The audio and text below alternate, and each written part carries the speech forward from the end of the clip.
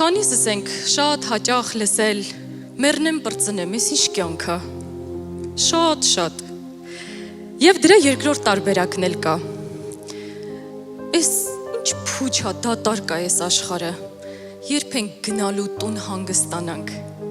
հավիտենական կյանք Հիսուսի հետ, մեկը ասում է Քրիստոսին չճանաչող մարդը, Աստծուն չունեցող մարդը, մյուսը ասում է փրկված քրիստոնյան, որը հուսահատված, հիասթափված գուցե, դեպրեսիաների տակ, ճնշումների տակ, երկուսն էլ բացառում են այս կյանքը։ Մեկը կարծում է, որ կմեռնի, կվերջանա, կգնա, կազատվի այս տառապանքներից, մյուսն էլ հավատում է, որ հավիտյանը ապրելու, հավիտյան հանգստանալու, այո, մենք հավիտյան հանգստանալու ենք,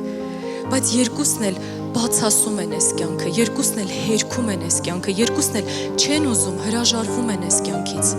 Ու մի հարց եմ ուզում հնչեցնել, ապրում ենք մենք այսօր, որպես կյանքը կրողներ, կյանքին կրողներ, ինչու եմ ասում կյանքին, որովհետև կյանքը անձ է, լույսը անձ է, ճանապարհը անձ է, փրկությունը անձ է, կյանքի հացը անձ է, մեր Հիսուս Քրիստոսն է։ Մենք ապրում ենք այսօր